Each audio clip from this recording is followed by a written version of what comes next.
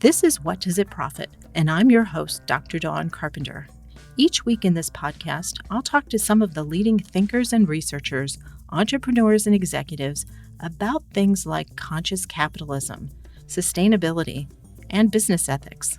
Things that feel all the more urgent as we as a planet face enormous challenges. Climate change, pandemics, and demands for social reform. Many of these challenges brought about, some would argue, by capitalism. Each episode, each guest will bring me a little closer to finding out, what does it profit? For those of you who don't know, I'm here in Washington, D.C., political ground zero. Our studio is just a few blocks from the White House and just down the street from Congress. We're in the swamp. Yes, if you didn't know it, D.C. actually was built on a real swamp, or in the soup, or in the thick of all of it, where a good number of my friends and neighbors make their living doing politics. So how is an ex-banker and a business ethicist to survive, at least during the election season? My way of dealing with this time of year is to find the intersections. Where do business and politics intersect? Is it at K Street, which is the main drag here in Washington for lobbyists, or at Wall Street, the metaphorical homeland of traders, or at Main Street, well, where the rest of us are? My take is that politics is baked into business DNA. Our conversation today and the conversation in our next episode are going to shed a light on a lot of this. As we get going, I think it's important, though, that we get a few things out of the way. First, we're not going to the dark side, the dark money issue. Let's just get it out there. It's that untraceable corporate money raised by nonprofit organizations that give obscene amounts of money to influence elections. Well, why not? Well, because not that it's not interesting or terrifying, but I think that folks like director Kimberly Reed do an amazing job telling this story. I urge all of you to watch her award-winning documentary called Dark Money that's available for download now on pbs.org or Amazon Prime Video or Apple iTunes. No, that wasn't a commercial for Dark Money. It was just me saying it's definitely worth a watch, particularly if you're interested in this issue. And secondly, I'm a pragmatist with the DNA of a teacher. Today, we're going to have a conversation about how corporations engage in the political process and what this means to us as investors. Now listen to this. Your vote is bigger than the color of your state. It is a revolution in motion. Cast your promise. Cast your promise. Cast your vote. Cast your vote. But vote. This message and the #VoteAboutIt campaign is brought to you by my favorite jeans company, Levi's. No, that wasn't a commercial either. We put the link to the video in the show notes because you have to see the visuals. Levi's and other brands are using their corporate influence and power to promote a call to action. But Levi's isn't alone, and this isn't the first time companies have done something like this. But, I'm still in awe by the ballsy tactics of Patagonia, who sells a line of shorts with an inside tag with their own call to action that I actually had to fact check. Yes, that tag says, "Vote the assholes out." Well, today we're talking corporate politics, not the backstabbing, ladder climbing kind of politics, but the tactics that companies use to participate in the political process and what it means for us in terms of our own portfolios. This episode runs a little long, but it's worth it because in the back half, we're going to have a sneak peek into my portfolio. And let's welcome to the What Does It Profit podcast, Dan Ekstein from Sajak Public Affairs. Dan, how are you? I'm great, Dawn. Thank you so much for the opportunity to be with you. I cannot believe you have found time to talk to us in the midst of political primetime. I'm 3 cups of coffee in, and I got up early this morning, so I am firing at all synapses. All right. Well, we're going to catch you while you're fresh. Dan is responsible for building and managing corporate political programs, and we thought that this might be a fun conversation to have on a business show. Dan, tell us more about what it means to do the work you do. Well, again, thank you for the opportunity. So I've been a partner with Sajak now for close to 9 years. And essentially what we do is we help companies and associations that advocate, that operate obviously in heavily regulated industries, expand or help amplify their voice to policymakers and candidates throughout the United States. Specifically, what does that mean? We work with companies to help them build essentially their internal marketing programs to help educate and encourage their employees and or members to participate in the political or electoral process. That may mean learning about issues of interest to the company or association or industry. It may mean signing a petition or making a call to a member of Congress or a state official. And it also could mean supporting their organization's political action committee with a voluntary contribution, of which those organizations then aggregate those funds and make contributions to candidates that are running for office. Well, I have to give a nod of congratulations for helping to increase our vocabulary. SAJAC, public affairs, sagacious, Yes. Showing keen mental discernment and I guess good judgment. And it seems like that's what you all are trying to do. You're trying to educate the internal business community within a given business on how their involvement can help promote corporate objectives. Did I get that right? Absolutely. I mean, I'm sure as we all have been living through these, as we all say now, unprecedented times, and it is a very sort of unique period in sort of our history in America, and we're in the midst of a very turbulent election year. But I am a firm believer in our system of government. I'm very biased towards our republic, and the ability for individuals and organizations to have a voice is not only part of our rights as citizens, but frankly, I would view those that don't participate, whether by voting or by supporting candidates or officials in any capacity that they can, I think that would be a shame. So I think fundamentally my role is to help encourage more people to take part in the political process. So I'm really excited about this podcast because I do think there's a very strong intersection between the important role that organizations have, companies have in obviously offering products and services to the market or to their consumers, and also the ways in which they can participate, in the political process as well. Okay, Dan, I have known you for a lot of years, and I'm not going to admit how many, but we got to know each other in conjunction with your role as the Political Action Committee at JP Morgan. So let's take, as an example, a financial institution. What are the kinds of things that a financial institution would care about within the political domain, and then how do they find a place? Because I think of like a menu of things that companies can get engaged in. So let's walk through that menu. Okay, well, the first thing I would say is, my observation and my experience working with, for example, when I was at JP Morgan Chase, and I've had the opportunity to work with other large financial institutions, is, they're really not taking political stances. They're not really sort of getting involved in the electoral system or our political system from a partisan perspective. As you know, Dawn, because of our previous work experience, banks are probably one of the most heavily regulated industries in America, as they should be at a local, state, and federal level. And candidates, policymakers, as noble as they are in their pursuit to sort of make sure that they understand the issues that affect their constituents and the markets, they're all not experts on technical matters as it relates to banking policy or tax policy or fiscal policy, financial services issues, privacy, the flow of data, safety soundness issues. And so they do rely, I believe, on building credible relationships with organizations, companies like a JP Morgan Chase to understand the JP Morgan Chase's perspective, if you will, on technical matters as relates to regulations that it would affect them and their customers. And that doesn't mean that JP Morgan Chase obviously will get its way on a particular issue, but at least they would like to have their perspective heard. And then on the same time, they want to know what regulators are thinking, right?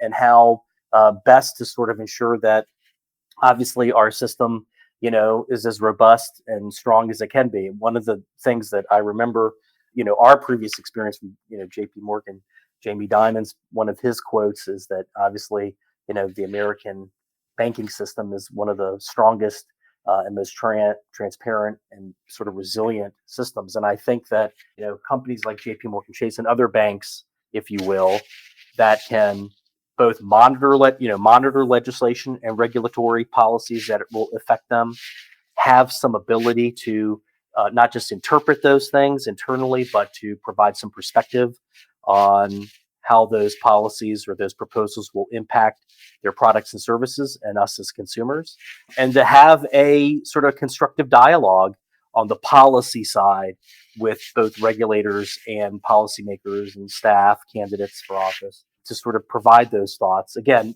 you hope that they'll sort of come see your way, but a good lobbyist, I would also say, would understand the other side's view. And so they, an organization like JP Morgan Chase engages by having very involved executives that, meet with, regulators and policymakers, on some frequency. Executives come to Washington or state capitals. Executives also are, having conversations ongoing. In fact, I think even banks have regulators that sort of are embedded within their organizations for safety and soundness and audit purposes and all the things. It's multi-channel. There are lots of folks involved, not just in GR. So you may have one person involved that's sort of as a direct full-time employee, but they're obviously embedded within the organization and have resources of the organization that they can bring to bear.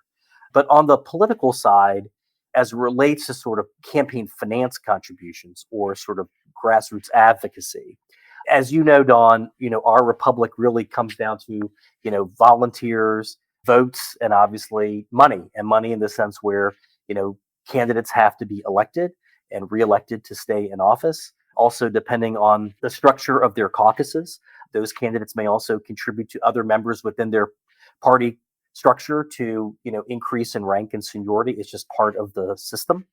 And so if a company is engaging in sort of the government affairs activities, one of the things that they can do, you may have heard the metaphor of the three-legged stool. So it's sort of lobbying, it's grassroots, and it's campaign finance, is they may also sponsor an affiliated political action committee where they can develop a structure where they can encourage, a select group of employees or members to support the PAC with voluntary contributions.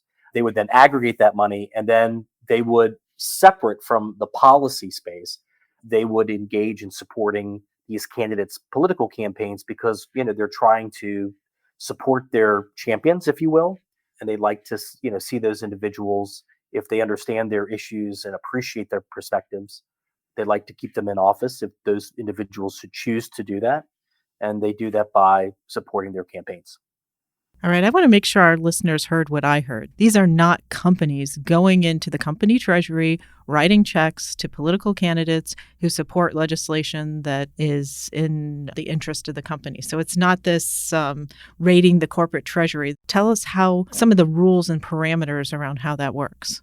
Yeah, so actually corporations, and I know there's actually a lot of debate about sort of dark money, as you will, but for the most part, companies have been barred in the U.S. from making direct contributions to federal candidates and many state candidates for well over 100 years. Starting in the 40s up and basically being codified in the 1970s, companies began to establish political action committees, which fast forward to today is the most regulated and transparent way for a company to engage in campaign finance. And essentially, there are a lot of rules in place in terms of how an organization can set it up. The PAC actually is legally a separate segregated fund, or that's what it's called. It's a separate entity. The corporation is allowed to pay for administrative costs, but to your point, they can't take money directly from its treasury funds and put it into the account. All it can do is pay for the compliance costs, and it can pay for some marketing costs. And then basically they can ask a select group, so not even all employees or members of an association would be eligible, but there's definitions about who would be eligible. There are rules about how you ask them and what you need to disclose to those individuals, how much you can request someone contribute. So the maximum contribution an individual can give to a corporate political action committee is $5,000 a year. That's a lot of money. But the average contribution that we find that employees that support a PAC give is roughly around $500 a year. So, if you're doing it per paycheck, it's about $25 or $20 to $25 per paycheck. So that's on the raising of the money. Then on the spending of the money, when a PAC makes a contribution to a political campaign, not to the candidate directly, but to their campaign, I'm thinking of the federal candidates now, all of that money has to be disclosed. So the PAC has to disclose through the Federal Election Commission how much it raises and distributes. And candidates also have to report how much they raise and spend at the same time, and those are obviously separate reports. So through the Federal Election Commission, actually a company that has a political action committee could report this year, because of this election year, upwards of 14 times. So, and all that information, of course, is made publicly available. All right. So tell me, how does the landmark Citizens United case impact this world? It's a great question. So it's a good soundbite for those that, critique our system. And obviously there are mechanisms by which companies or associations can make contributions in a non-coordinated way with campaigns. But I would say that my experience now, for at least, 3 cycles since the landmark Citizens United case came down, is that in particular, publicly traded companies are very, very suspect of this activity. I think, as part of this podcast or your series, they take corporate responsibility, very, very seriously, their reputation, their brands very seriously. And there's a lot of pain and thought that goes into the administration of their general government affairs activities, including the value and role of their PACs. Many are very, very skeptical or reticent right now from engaging in making direct contributions in a non-coordinated way to support or defeat a political campaign. All right. So we've covered 2 legs of the stool. Tell us about the third. Companies are made up of people. It's easy to attack companies per se, but if you think about it, again, I'm using the JP Morgan Chase example only because we work there, and I haven't worked there in quite some time. But it's 150,000 plus employees across the United States. It's a big community with lots of different voices and perspectives, and so I think what JP Morgan Chase tries to do is try to lead in terms of their overall corporate responsibility efforts, all the things that they do to be, better neighbors, better, members of the community, if you will. And so, companies invest in lots of different programs to do better. And one of the things that they, try to do is encourage at times their employees to be a voice. If there's some sort of policy issue, or frankly, now we're moving into election. And one of the great things that I've seen just as I go through my social media feed on Facebook or Instagram, or, in particular, is to see all these companies that are encouraging not just their employees, but also their customers to register and vote. And I think that's fantastic. So that's grassroots activity in its purest sense, right? All right, Dan, you are not going to escape the show without answering the quintessential question. Corporations' engagement in the political process, what does it profit? I am super proud of the work that I do. I'm really honored and humbled to work with large corporations and some small ones, and national trade associations. All of my interactions, both when I was working in my previous job and ones before that when I was running their political action committee programs, and my observations as a consultant and talking to many every day, particularly now during this election season, is that, the amount of effort that, individuals within the companies put to making sure that they align their government affairs programs with their internal ethics and their values. The social justice issues, for example, that have come up, that have really sort of raised its profile in the spring. These are not lost on the government affairs teams of the companies that I work with, and how to navigate both the controversial topic of politics as well as the vector of social justice put into that as well. And from an ethical perspective, my constant observation is individuals within the legal teams, the HR teams, the executives that I interact with, the government affairs professionals, particularly the lobbyists. I mean, their credibility is their word, their honor. The amount of effort that they put to make sure that they engage in these activities in as transparent and structured a way as they can. The folks that I interact with are proud to participate in this. They enjoy the relationships that they're building with candidates and their staff and their executives on the inside, and they want to do it right.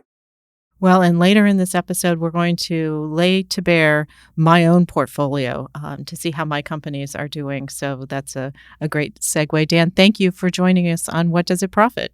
Thank you so much for the opportunity. We've been talking about how corporations are engaged in the political process, which is important to know.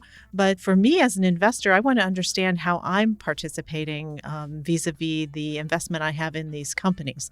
So I want to have this discussion with Gabe Rissman of yourstake.org. Gabe, welcome to What Does It Profit? Thanks so much for having me on, Don. Really happy to be here. I think it's a fantastic topic. And yourstake.org is very much focused on providing transparency into all the social impact of your investments, from health to environment to human rights to equal opportunity to accountability, which money in politics we think falls squarely under corporate accountability. All right, well, let's get right to this. Here I am, a lowly investor, and I'm at my financial advisor's office, and I'm asking for some help understanding. I mean, I understand the underlying economics of my portfolio, but what I don't understand is impact those investments are having. How does your tool work? So our tool takes your portfolio and looks at all of the companies that you invest in, either directly or through a fund. And then we tell you what the impact of your company is along a whole range of issues. So actually, before the session today, you sent me an example portfolio that you have, and I'd be happy to go through that and talk through some of the things that you can learn as part of that impact report. Actually, I'm a little bit frightened about what we're going to talk about, but let's do it. Sure thing. So overall, your report and your portfolio turned out pretty good. Looks like you were in the second to top quartile compared to peers. So what does that mean? So I'm Sure. I'm getting a C, or I'm getting a D minus, or yeah, you're in the high C, low B range. Okay. And what that means is that you're a little bit better than peers, a little better than average. And across our major issue areas, there are a few highlights that I think are really fascinating that can lead to the score. So for context, what the report that we printed out and sent to Don shows is classic things like, how much am I invested in fossil fuel companies? And it also shows things like, how much are the companies in my portfolio contributing to the prison industry? Or it also looks at how much in fines are the companies in my portfolio paying to the US government for things like wage theft. So some interesting things that you might not know is in your portfolio, 3M actually was flagged for prison industry involvement because it has contracts with some prison organizations to supply materials that enable prison labor. Oh my gosh, I think of them as Post-it notes and masks. Here I am participating in private prisons. Gabe, I'm not sure I'm liking where this conversation is going, but let's keep at it. Well, there's some good with the bad. 3M actually also has a really high number of environmental violations. But one positive note is the companies in your portfolio perform really well on LGBTQ equality and inclusion.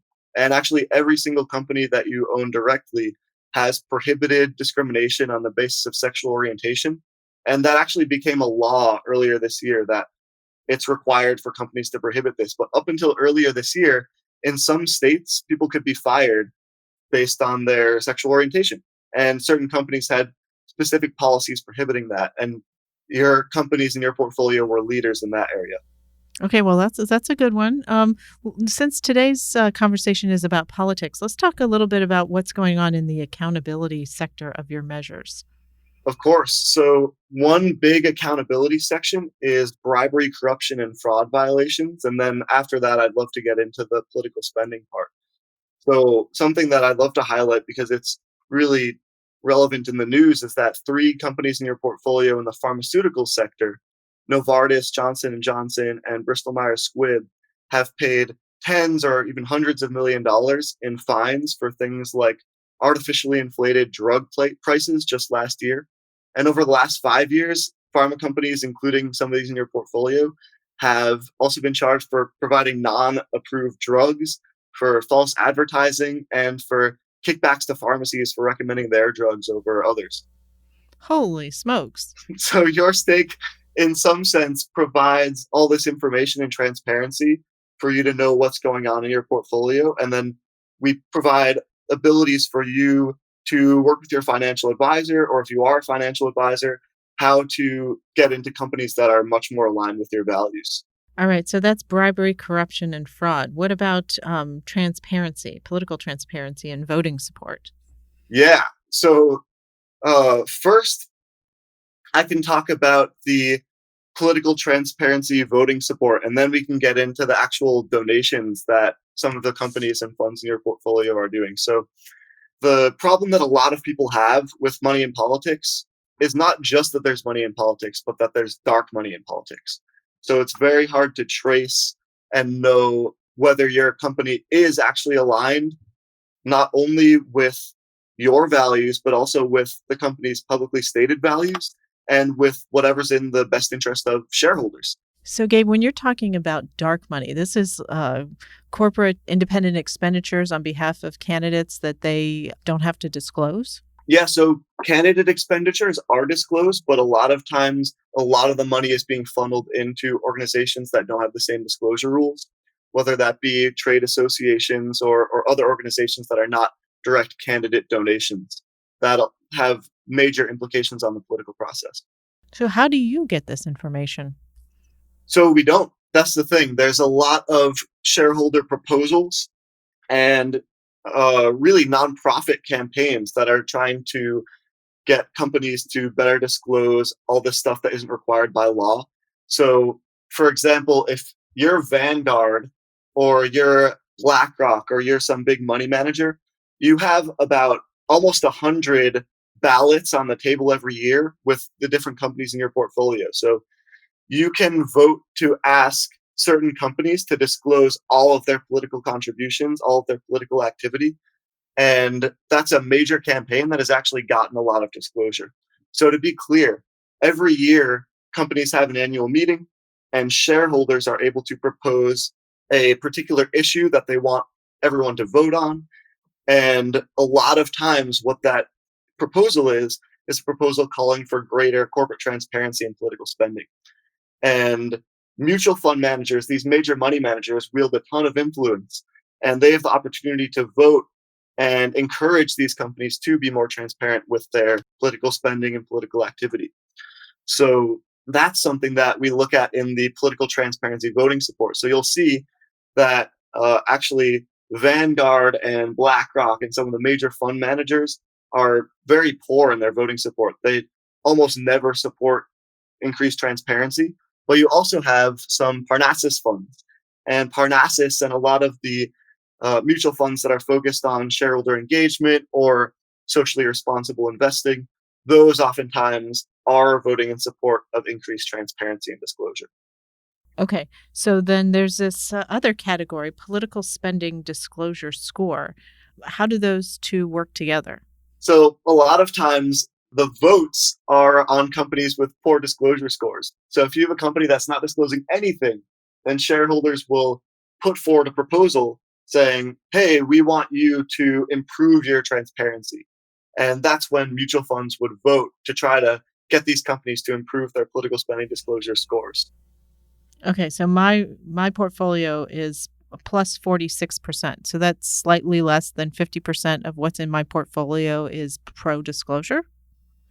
So that's saying that on average across your whole portfolio, your portfolio is 50% better than average on political spending disclosure. Interesting. So it's a bit better on average in terms of the status quo where things currently are. Your companies are disclosing more than average, but you are a little bit of a laggard in terms of pushing companies to go even further. Okay, so if I get this information, what can I do about it? So the main thing that you can do as an individual is talk to your financial advisor. Financial advisors oftentimes don't hear these questions from their clients, but when they do, there are opportunities for them to make a change.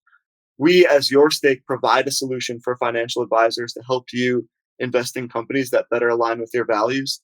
And if they use our solution, that's great. But if they don't, that's also fine. We really just want people to invest more impactfully and more aligned with their values. And step one is just bringing up these conversations with your financial advisor. If you are a financial advisor, feel free to reach out and we'd love to help. But most people listening, probably just asking that first question there are other companies and other mutual funds that have very similar characteristics that you can invest in that can better align with your values. And that's an important conversation to start. So if I'm understanding you correctly, let's say company X scores poorly, but their underlying economic characteristics are similar to company Y. This tool that you offer financial advisors gives choices for swapping out that asset? Exactly. Before I let you go, I have to ask you the question I ask all of my guests.